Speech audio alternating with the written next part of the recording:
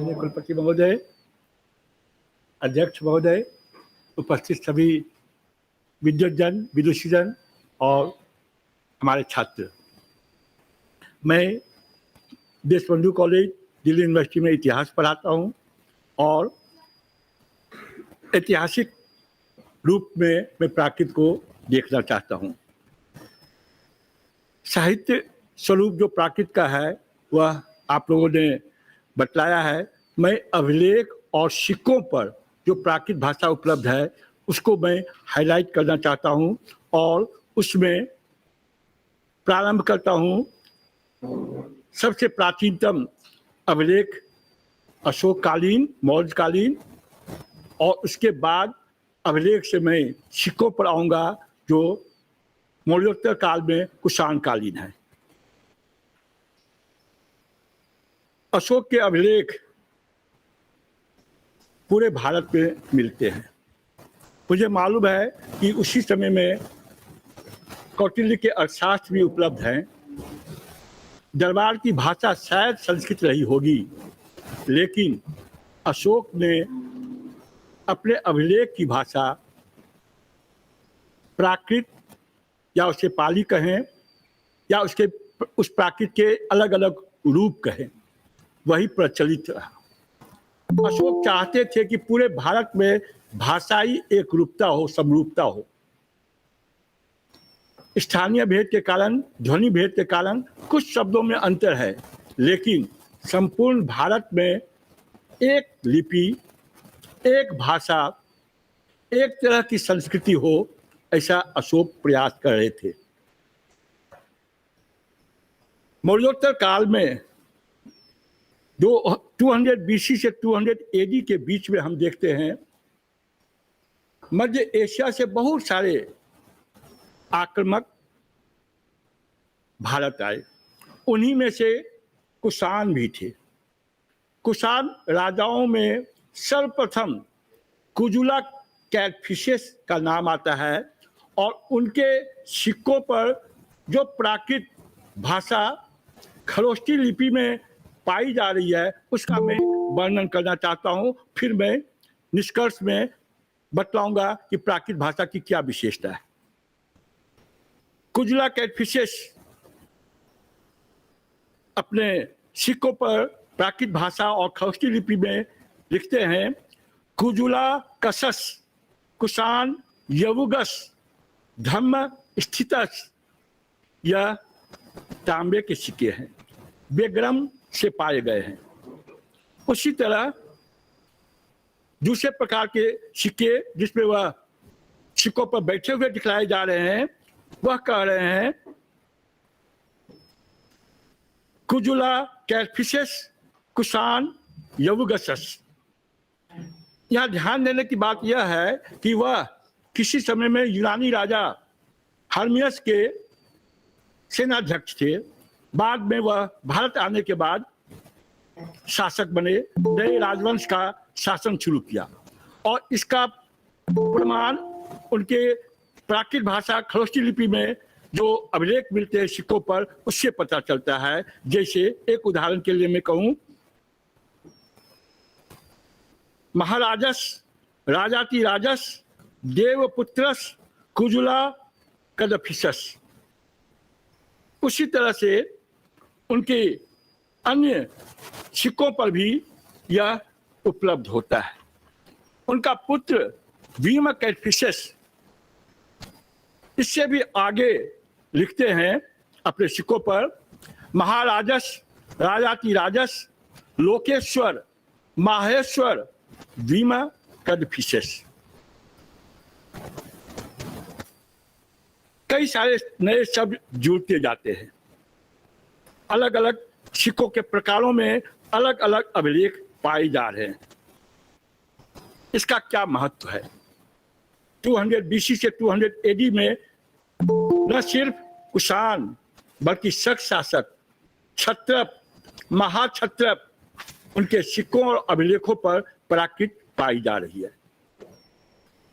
इस चीज को समझने के लिए हम मध्य एशिया में पहुंचते हैं। मध्य एशिया में उस समय में अरमाइक लिपि प्रचलित थी अरमाइक लिपि से जब वह खरोष्टी लिपि में आते हैं, तब खरोष्टी लिपि में प्राकृत लिखने की सबसे अधिक सुगमता थी और इसलिए खरोष्टी लिपि में प्राकृत भाषा में उनके अभिलेख मिलने लगे। करीब करीब 1000 से ज्यादा ऐसे अभिलेख काष्ठ पट्टिका पर पाए जा रहे हैं जो कि खरोष्टी लिपि और प्राकृत भाषा में। बहुत बड़ा क्षेत्र है मध्य एशिया में। निया, मासी मजार, लोंडन, चीन का तुर्किस्तान से लेकर संपूर्ण उत्तर पश्चिमी भारत का क्षेत्र जहां से सिक्के मिल रहे हैं, जहां से अभिलेख मिल रहे हैं, उनका विस्तृत वर्णन आवश्यक है। विस्तृत वर्णन में हम यह कह सकते हैं कि भाषा कभी जनभाषा को प्रतिनिधित्व करती है और कभी राजा को भी। क्या कारण था कि कुषाण राजाओं के सिक्कों पर प्राकृत भाषा पाई गई? वे टाइटल्स, वे उपाधियां पाई गई जो शिव के लिए है, माहेश्वर, सर्वलोकेश्वर। उनके सिक्कों पर त्रिशूल और नंदी के चित्र पाए गए।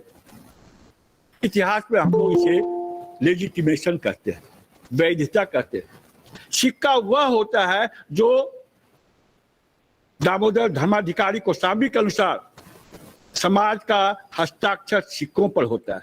समाज स्वीकार करता है सिक्कों को और सिक्कों पर पाई जाने वाली भाषा उनकी भाषा होती है जो उसे विनिमय करते हैं। इस रूप में हम पाते हैं कि कुषाण राजाओं ने उन प्रदेशों में प्राकृत भाषा में अभिलेख लिखकर सिक्कों का प्रचलन कराया जहां पर प्राकृत भाषा भाषी अधिक संख्या में थे। वे अपने को वैध राजा बनाना चाहते थे उन लोगों के बीच में जो प्राकृत भाषा भाषी थे। वह अपने को उन लोगों में सर्वमान्य बनाना चाहते थे जो शिव भक्त थे, नंदी और त्रिशूल के प्रतीक थे। दूसरी तरफ हम यह भी पाते हैं कि यह जनभाषा, प्राकृत जनभाषा अशोक काल से लेकर बाद तक किस तरह से परिवर्तित होती रही। हमारे गुरुजन सुदूर जी ने बार बार यह कहा है कि सहचरी भाषा है, लेकिन उसमें एक और नई बातें आती है, वह है पेट्रोनेज, संरक्षक का।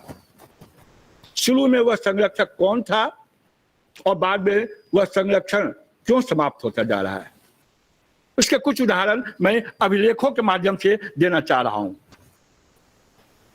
मौर्योत्तर काल में हमारे पास बहुत सारे ऐसे अभिलेख हैं जहां पर शुरू में पूरा का पूरा अभिलेख प्राकृत में है, बाद में कुछ शब्द प्राकृत के पाए जा रहे हैं, बाद में संस्कृत और प्राकृत मिश्रित अभिलेख पाए जा रहे हैं और यह स्थिति 12वीं शताब्दी तक है।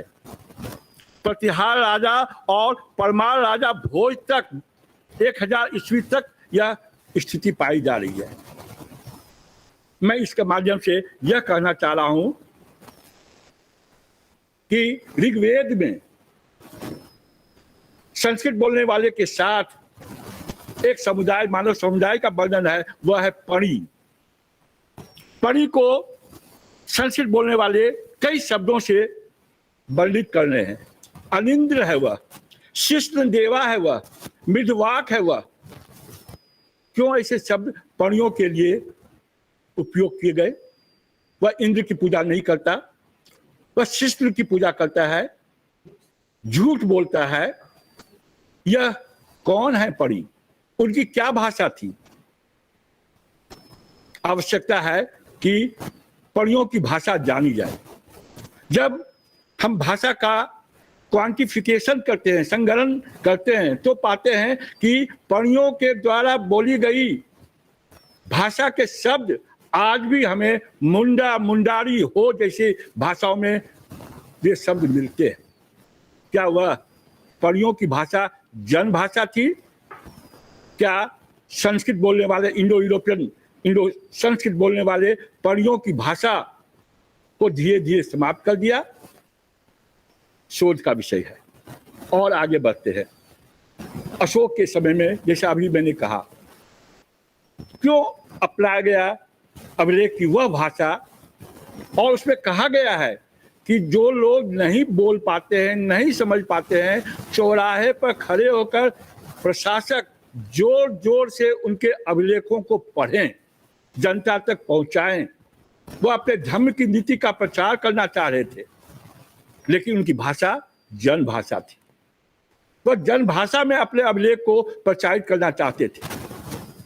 मेरा निष्कर्ष यहीं से होगा, जो सुदीप जी बार बार कह रहे थे, मेरा निष्कर्ष वही से है। जन भाषा और दरबार की भाषा में अंतर है। आज भी हिंदी और अंग्रेजी दोनों में अंतर है। लिंग भाषा और राष्ट्रभाषा में अंतर है।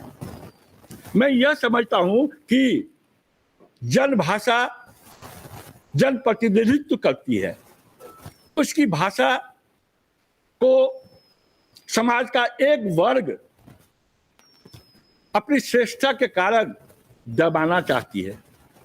और बार बार हम यह कह रहे हैं, जो उपयोगिता समकालीनता की बात हो रही है, कि क्या हम उन लोगों की भाषा न बने जो बोल नहीं पा रहे हैं, जो अपना इतिहास खुद नहीं लिख पा रहे हैं, जिनकी किताबें उपलब्ध नहीं है, उनकी भाषा बनकर, उनकी बातों को विद्वत जन तक पहुंचाकर क्या हम समाज का कोई हित नहीं साध सकते? प्राकृत ने वही काम पहले भी किया, आज भी किया, और यही संदेश देता रहा कि जन भाषा प्राकृत उस समय में थी, और आज भी जो जन भाषा है उसके बोलने वाले जो हैं उनको ताकत प्रदान किया जाए, उनकी संस्कृति को समझा जाए। विदेश से आने वाले शासक ने इनकी संस्कृति, भारतीय संस्कृति को समझा, जन भाषा को समझा, जन प्रतिनिधित्व की ताकत को समझा और उसको अपनाया। आज भी उसकी जरूरत है। प्राकृत यही शिक्षा दे रही है कि जन प्रतिनिधित्व की ताकत को हम समझें, उनकी भाषा को समझें, उनकी संस्कृति को समझें, विरोधाभास के रूप में नहीं, सहचरी के रूप में। यही आज प्राकृत की सबसे बड़ी उपलब्धि होगी। धन्यवाद।